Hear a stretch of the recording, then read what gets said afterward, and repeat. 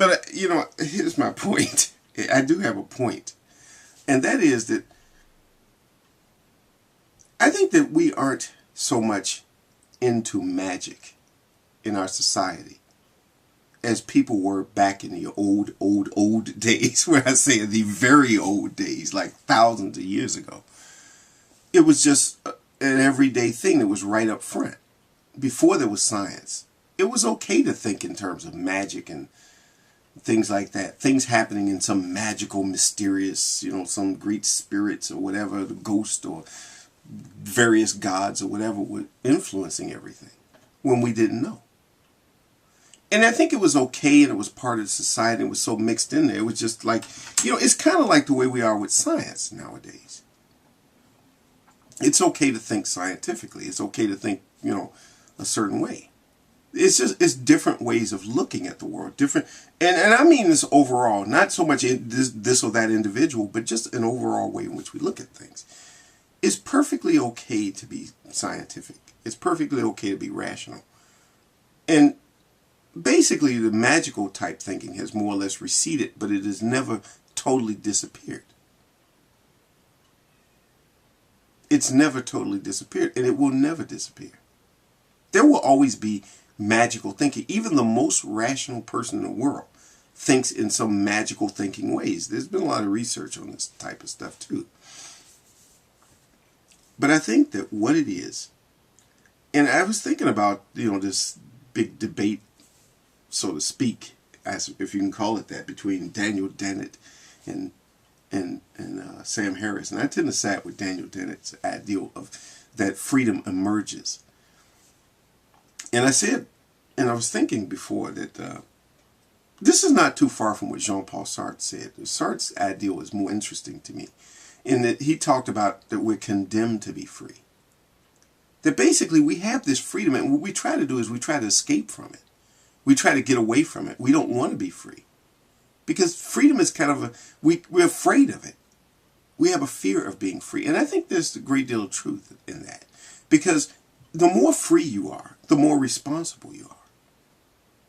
The less your life is determined by some force outside of yourself, the more responsible you are for the condition of your life. If your life is bad, you have nobody else to blame. You have no one else to point to and say, well, my life is bad because that force or this spirit or this thing did something. No, you're responsible for it. And that's frightening. So we try to invent and contrive all kind of ways in which we're not free, in which our lives are being determined by forces. Now we can't say, well, in our more modern way of thinking, we can't just say, well, it's God or the gods in the plural, or it's this spirit or this evil thing or whatever. That becomes less and less plausible for us to blame somebody. This is not, by the way, an argument for or against God or any type of thing like that, but it's just my thoughts about some things. The thing is that being responsible is scary, and we try to escape from it, as Jean-Paul Sartre would say. See, when he says that we're condemned to be free, you think about being condemned, that's a terrible thing. When it's condemned to death or condemned to this. Condemned to be free is very anxiety producing. Freedom for some people, not for everybody, but for a lot of people, that produces a lot of anxiety.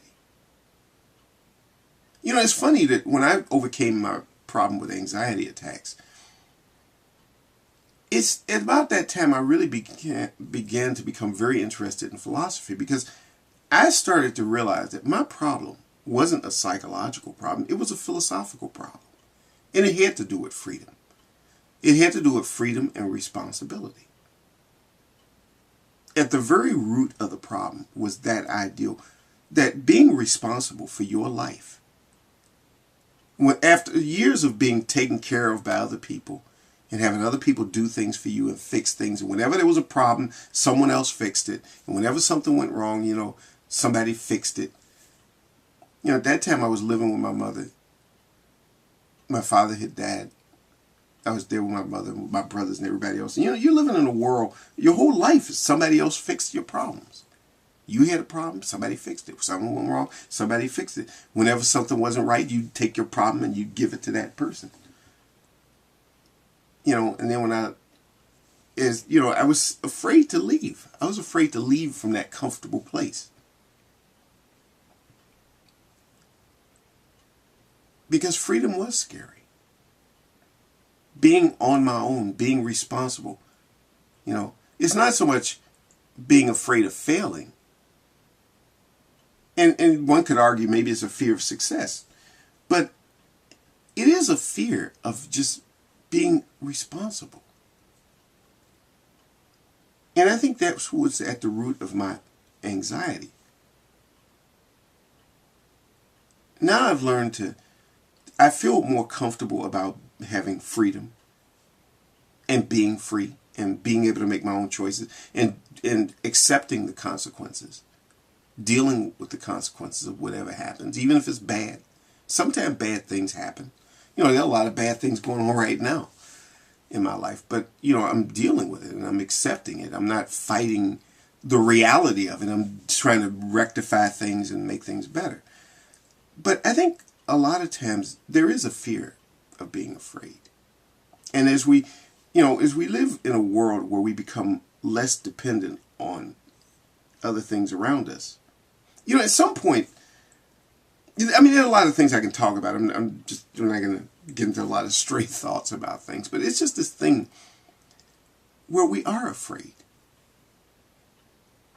And we have to overcome that fear. We have to overcome the fear of being responsible.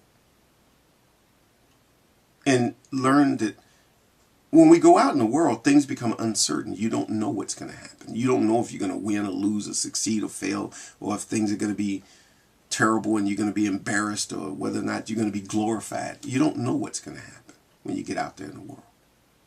But whatever it is, you have to have some degree of, and I'm going to use the word, faith, that you can handle whatever happens. As I said on my Facebook page, I said, you can handle the truth despite what Colonel Jessup says. That's the truth.